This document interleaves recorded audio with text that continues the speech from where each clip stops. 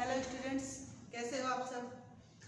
आज BA BEd और BA third year की ऑनलाइन क्लास में एक बार फिर से आप सभी का स्वागत है और हम एक नए टॉपिक के साथ आपके पास आए हैं।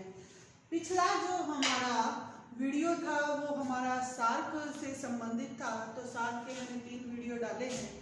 उम्मीद करती हूँ कि आप सबको पसंद आएंगे।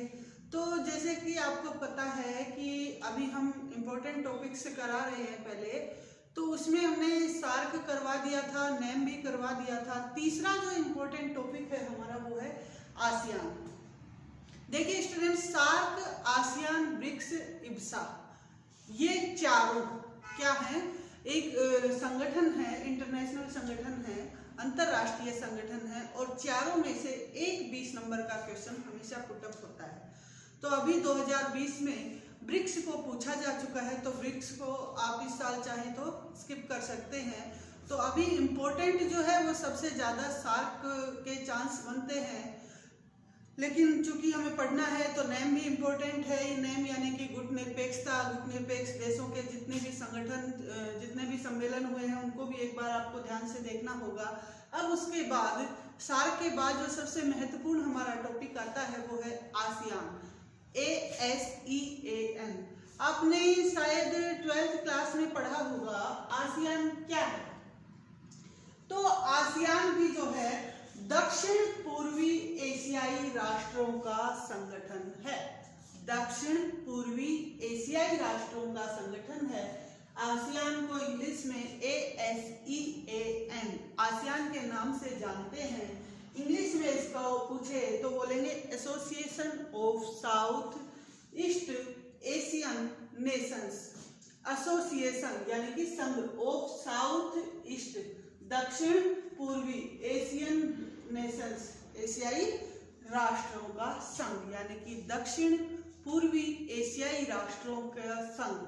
अब सवाल उठता है कि इसमें कितने देश शामिल हैं। तो अभी वर्तमान में 10 देशों का ये संगठन है आसियान, जो कि एक बहुत ही मजबूत संगठन है। आपने देखा था, सार्क भी पढ़ा था, लेकिन सार्क में आपने एक चीज नोटिस की होगी कि उसमें केवल विकासशील देश थे। क्या थे? देश जो थे उनमें से एक भी देश ऐसा नहीं था जो विकसित हो।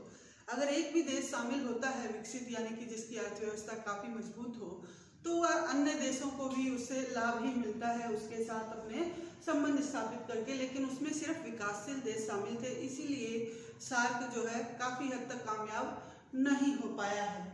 लेकिन आसियान जो है इसमें विकसित देशों का समूह है, विकसित देश शामिल हैं।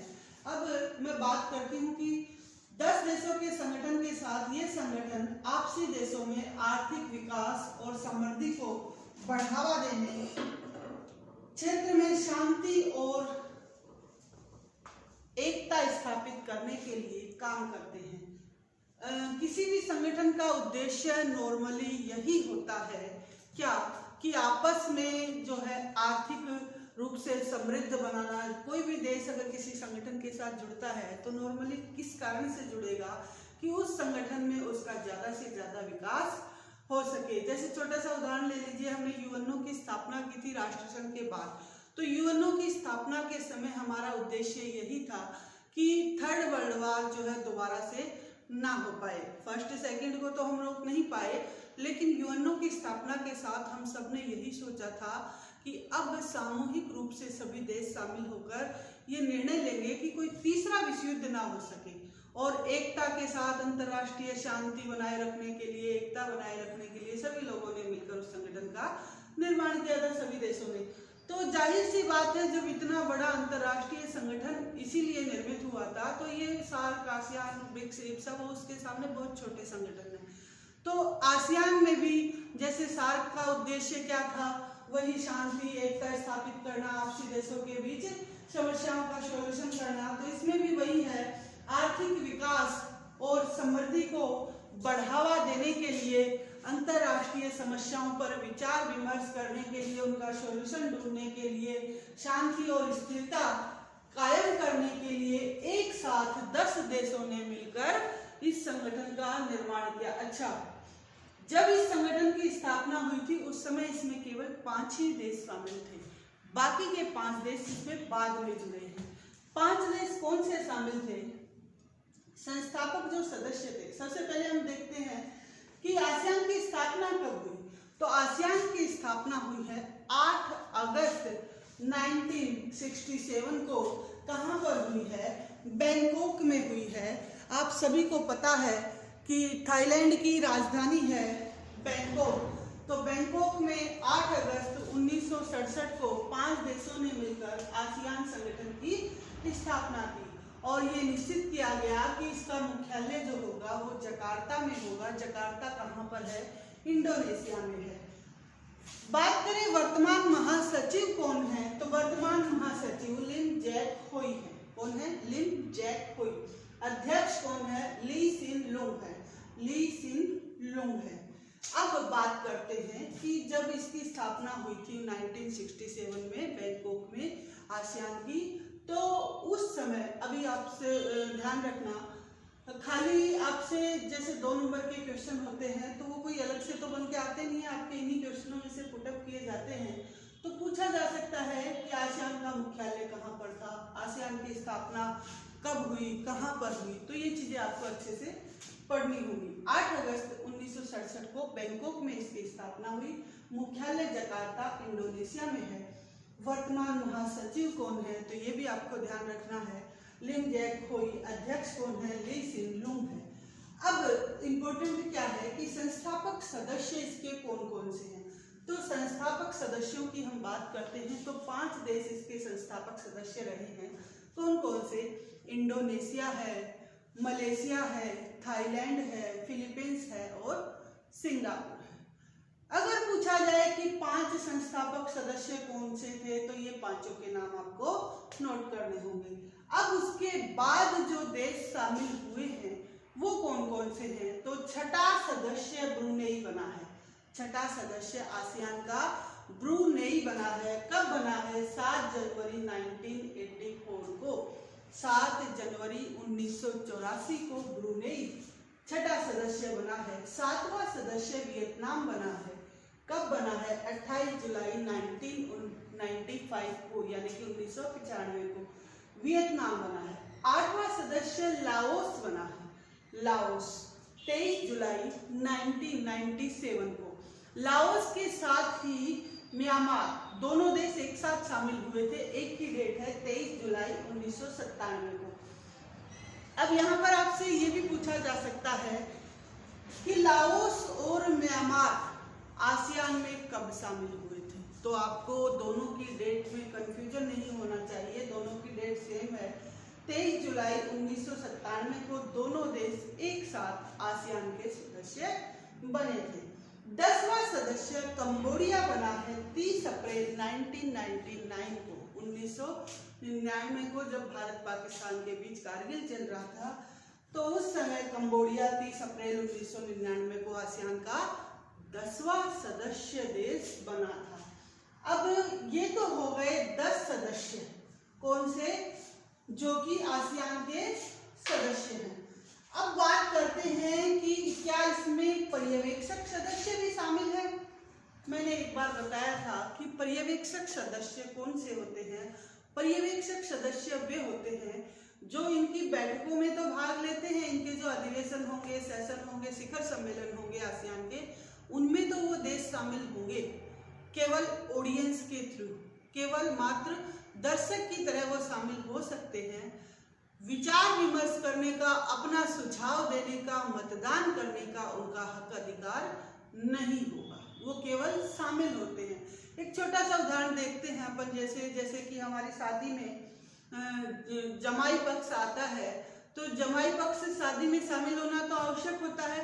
जमाई जो होते हैं, लड़की के जो पति होते हैं अपने घर में, बेटी के पति, तो शामिल होना तो आवश्यक होता है, लेकिन वो कभी भी शादी की गतिविधियों में कोई कार्य करते हुए नजर नहीं आएंगे, या अपने सुझाव देते हुए या अपनी तरफ से पैसा खर्च करते हुए आप कभी भी नजर नहीं आएंगे।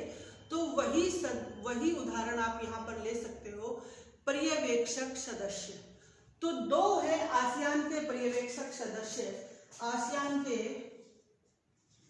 2 पर्यवेक्षक सदस्य कौन से हैं? एक है Papua New Guinea, Papua New Guinea, और दूसरा है पूर्वी तिमोर। ये दो जो है सदस्य हैं, पापुआ न्यू गिनी और पूर्वी तिमोर, जो पर्यवेक्षक राष्ट्र हैं किसके, आसियान के।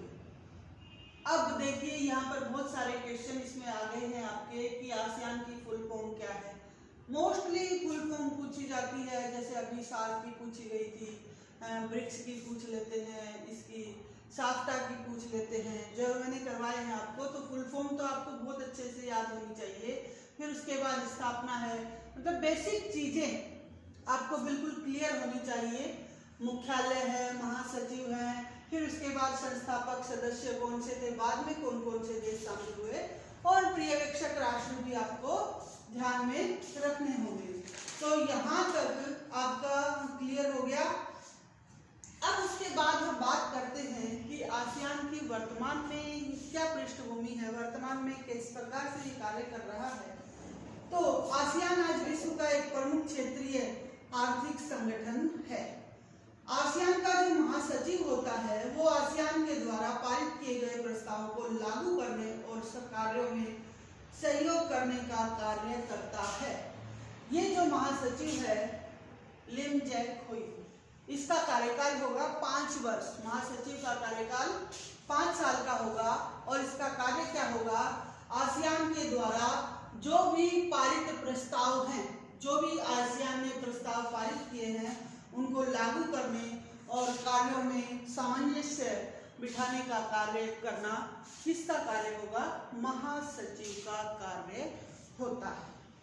अब उसके बाद आसियान की जो निर्णायक बांडी होती है उसमें देशों के प्रमुख होते हैं और वर्ष में एक बार बैठक होती है। आसियान की जो विशेष रूप से बैठक समझ लो आप, अधिवेशन जो होता है वो क्या होगा, उसमें सभी सदस्य देशों के शासनाध्यक्ष शामिल होंगे, प्रमुख होते हैं और साल में एक बार बैठक होनी आवश्यक होती है। अब इसको हम यहाँ पर साफ कर देते हैं, आगे पढ़ते हैं। तो ये आपको अच्छे से क्लियर हो जाना चाहिए एकदम। जो बेसिक चीजें हैं उनके ऊपर ज्यादा ध्यान देना है, क्योंकि टीचर हमेशा बेसिक चीजें ज्यादा नोटिस करते हैं। अब उसके बाद हम बात करते हैं कि आसियान के उद्देश्य क्या क्या हैं। आसियान के उद्देश्य, आसियान की स्थापना क्यों की गई, किन उद्देश्यों को लेकर की गई।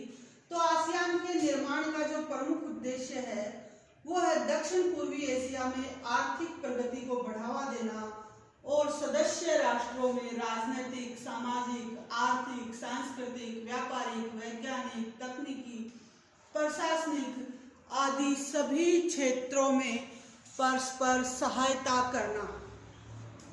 जितने भी सदस्य देश हैं उनमें आर्थिक रूप से, सामाजिक रूप से, राजनीतिक रूप से, सांस्कृतिक रूप से आपस में सहायता करना। और मेन उद्देश्य क्या है, आर्थिक प्रगति को बढ़ाना।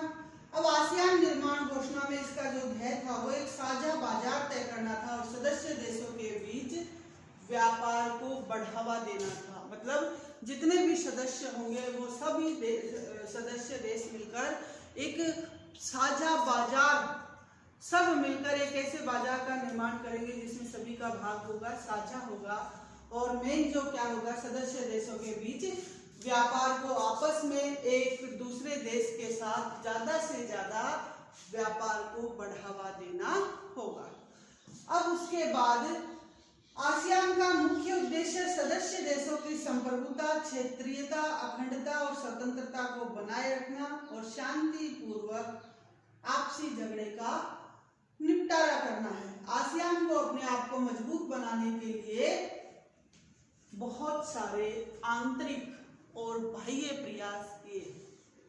अब बात करते हैं कि आसियान ने अपने आप को मजबूत बनाने के लिए आंतरिक प्रयास क्या क्या किए हैं। तो सबसे पहले आंतरिक प्रयास, आसियान ने अपने आप भाव को मजबूत बनाने के लिए आंतरिक और बाह्य प्रयास किए हैं, वो क्या क्या हैं? तो सबसे पहले हम देखते हैं कि आंतरिक रूप से आसियान ने क्या प्रयास किए। तो नंबर 1 है आसियान की सदस्य संख्या। सदस्य संख्या 5 से बढ़कर, आंतरिक प्रयास है ना ये, 5 से बढ़कर 10 हो गई। मतलब कुछ अच्छा किया है ना, तभी संख्या बढ़ी है, अदरवाइज संख्या कम भी हो सकती थी।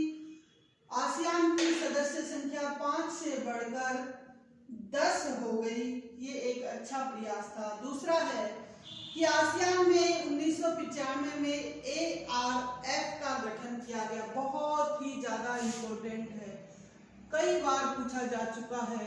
ARF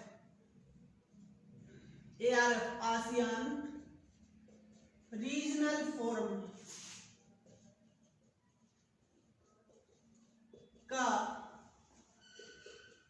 गठन किया गया। आसियान रीजनल फोरम का गठन किया गया। कब किया गया? 1995 में किया गया, 1995 में। इसमें 34 सदस्य देश शामिल हैं। ARF को बनाने का मेन जो उद्देश्य था वो क्या था? राजनीतिक समस्याओं का हल निकालना, राजनीतिक विवादों को,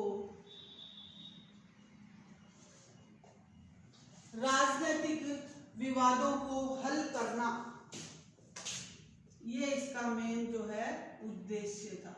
जैसे आपने सार्क में पढ़ा था ना कि हम सार्क के लिए बेहतर बनाने के लिए क्या सुझाव देंगे, तो आपने लिखा था कि सार्क रीजनल फोरम का गठन किया जाए ताकि जितनी भी हमारी राजनीतिक समस्याएं हैं उन सबको सार्क के माध्यम से आपसी देशों में ही सॉल्यूशन उनका निकाला जा सके, तनाव को कम किया जा सके।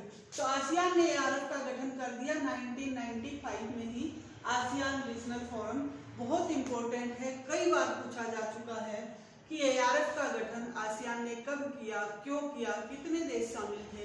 तो ये आसियान का एक बहुत ही अच्छा आंतरिक प्रयास था कि ARF का गठन, आसियान रीजनल फोरम का गठन 1995 में किया गया। अभी इसमें 34 सदस्य राष्ट्र शामिल हैं और इसका मेन जो उद्देश्य था वो क्या था? राजनीतिक विवादों को हल करना। ठीक है, अब तीसरा आंतरिक प्रयास क्या है?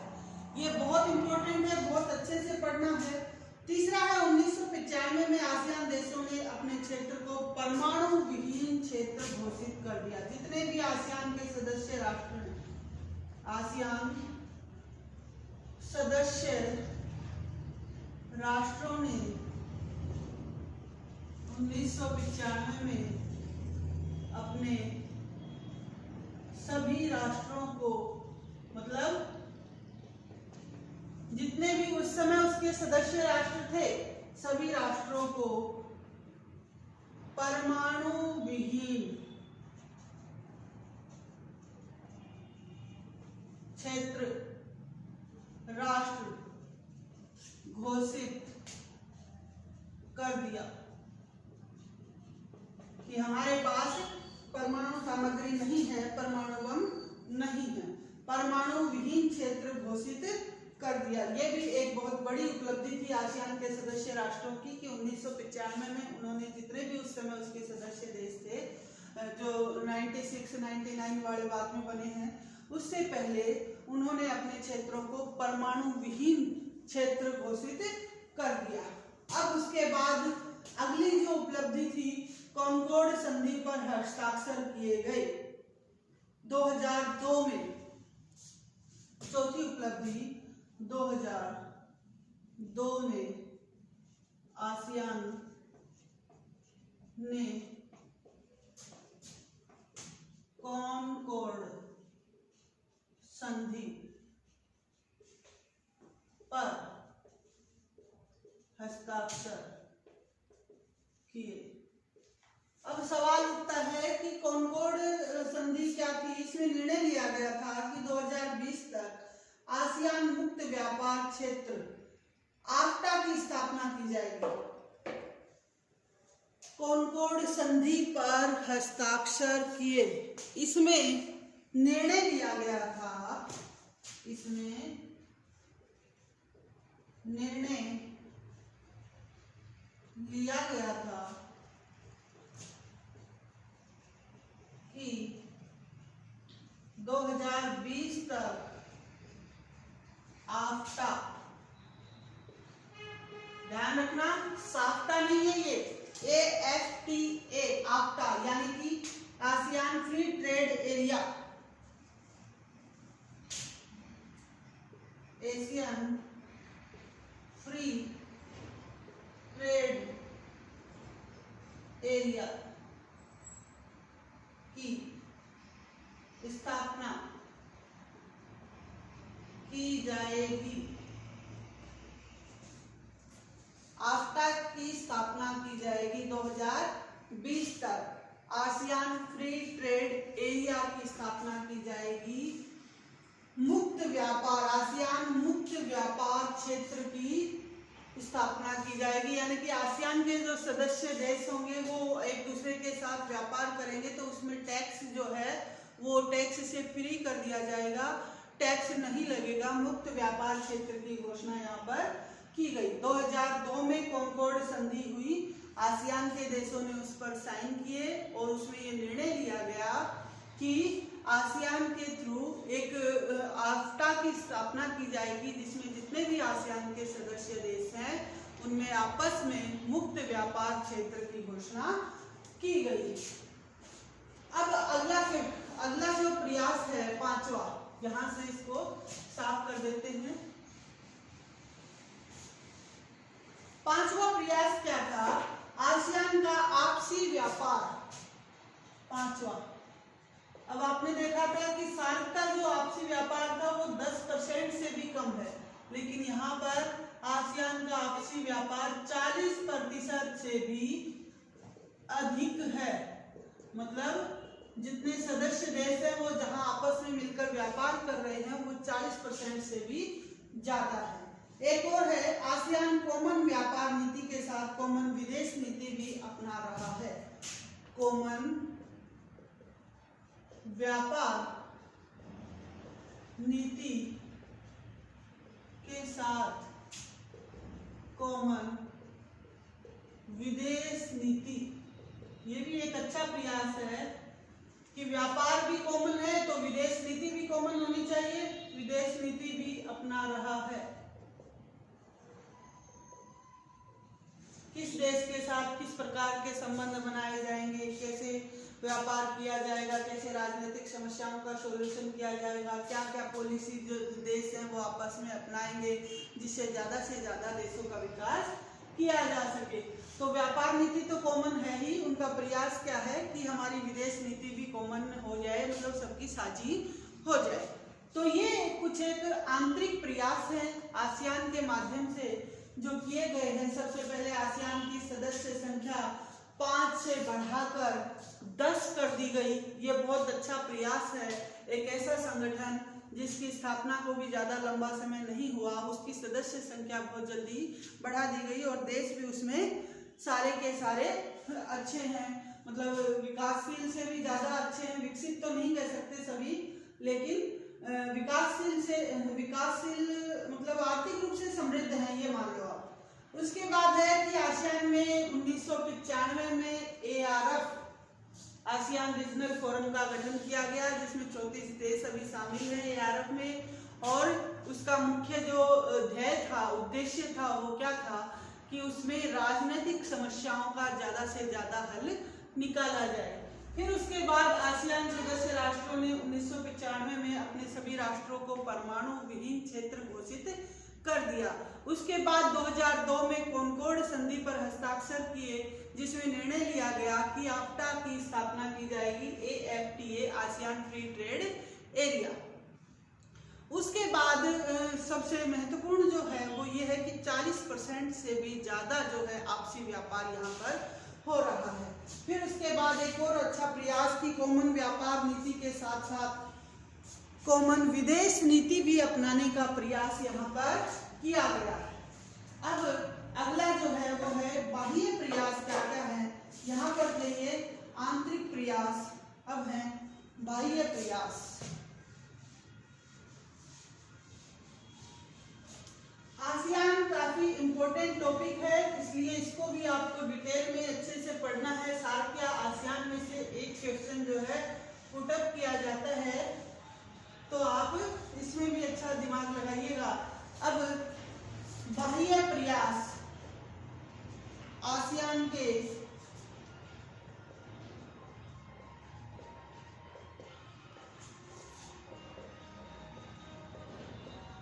बाह्य प्रयास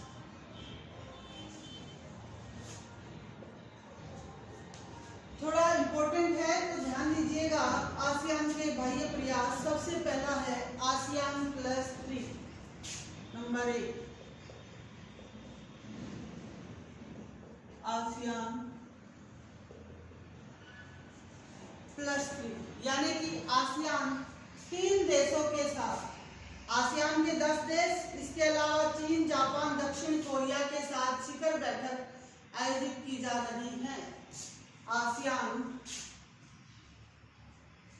आसियान के 10 देश हो गए +3 कौन से? आसियान के साथ मिलकर 3 देश, चीन, जापान और दक्षिण कोरिया। चीन, जापान और दक्षिण कोरिया। तो 10 और 3 कितने हो गए? 13। आसियान +3 1997 से ये 13 देश मिलकर बैठ के आयोजित कर रहे हैं। ये आसियान का बाहरी प्रयास है। इस प्रकार की बैठकें 1997 से आयोजित की जाने लगी हैं। ये 13 देश मिलकर शिखर बैठकें कर रहे हैं। ठीक है, अब दूसरा प्रयास क्या है? आसियान +1।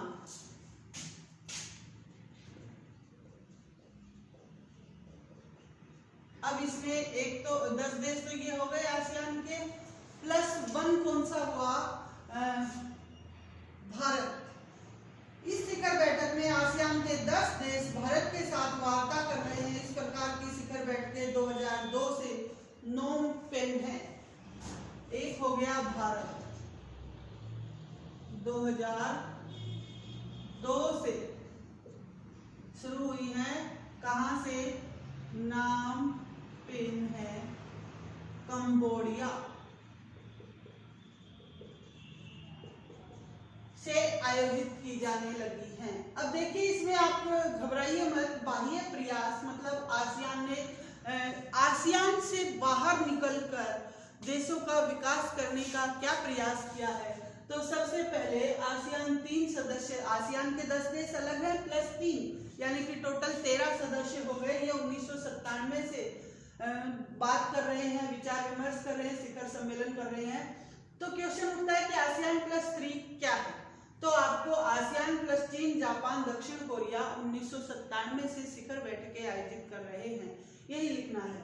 फिर उसके बाद आसियान +1 यानी कि आसियान के 10 देश प्लस भारत 2002 से नाम पेन है, कंबोडिया से शिखर बैठकें आयोजित की जा रही हैं।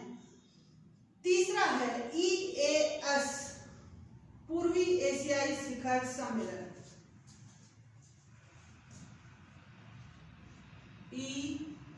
EAS, पूर्वी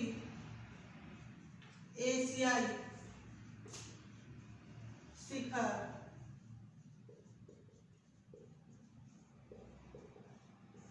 सम्मेलन, पूर्वी एशियाई शिखर सम्मेलन। इसकी स्थापना 2005 में हुई।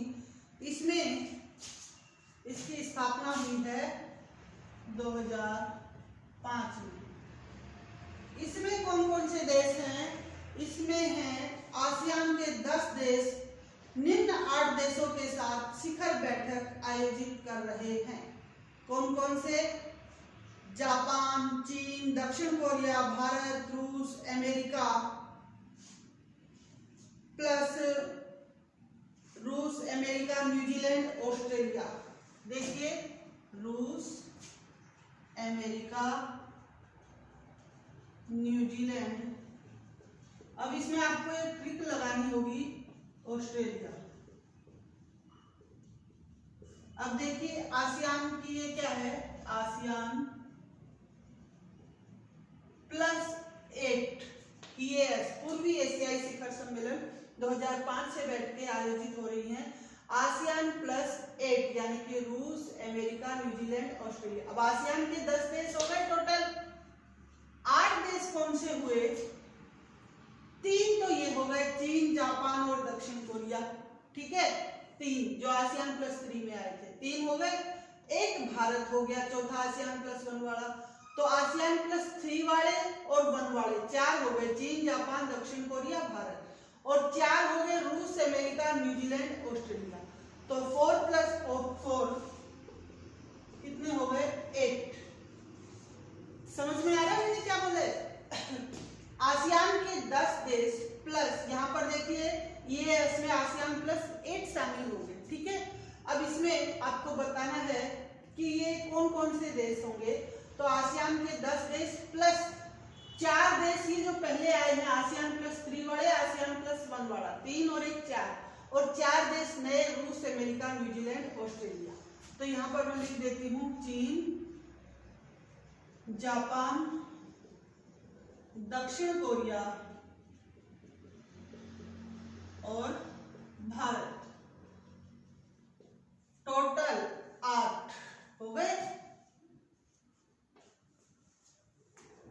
किसके साथ? आसियान के साथ। कब से कर रहे हैं? 2005 से कर रहे हैं। 2008 में भारत और जापान ने ग्रेटर एशिया की अवधारणा भी प्रस्तुत की है। अब उसके बाद है आसियान यूरोपीय संघ बैठक, EU। ASEAN +EU, ASEAN. अब ये यूरोपीय संघ क्या है? एक संगठन ही था, आपके सिलेबस में नहीं है, MA में चलेगा। तो यूरोपीय संघ के जितने भी सदस्य देश हैं वो आसियान के साथ मिलकर बैठक कर रहे हैं। 2007 से आयोजित हो रही है ये बैठकें, 2007 से। अभी तक तो इसमें देश शामिल थे, अब इसमें एक संघ भी शामिल हो गया है, संगठन भी शामिल हो गया है। एक और देख लीजिए, आसियान USA बैठक, आसियान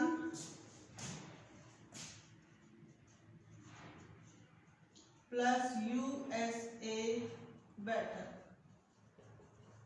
ये कब से आयोजित की जा रही है? इस प्रकार की बैठक 2013 बादर सेरी बागवान से आयोजित की जा रही है।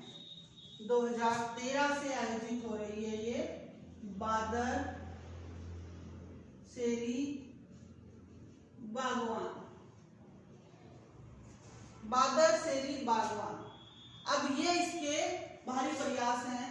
एक चीज और बता दूं कि आसियान के 2 प्रमुख देश कंबोडिया और थाईलैंड प्री विहार मंदिर को लेकर अंतरराष्ट्रीय न्यायालय में गए थे, जिसमें अंतरराष्ट्रीय न्यायालय ने कंबोडिया के पक्ष में निर्णय लिया था। ये मैंने आपको पहले भी पढ़ाया है।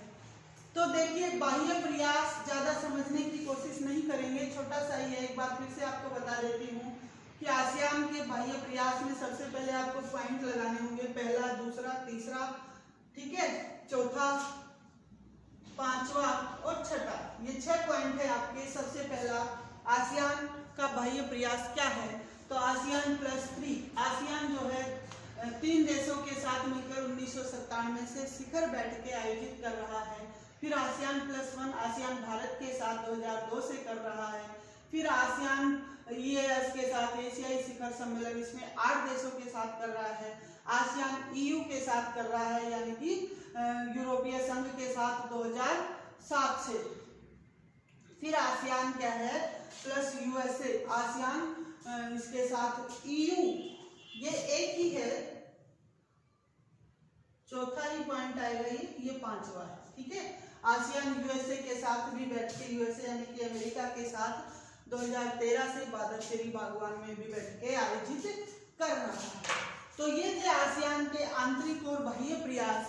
अगले वीडियो में हम आपको कराएंगे कि आसियान के कितने शिखर सम्मेलन आयोजित हो चुके हैं, तो उसके लिए हमें अगले वीडियो का इंतजार करना होगा। तब तक के लिए धन्यवाद।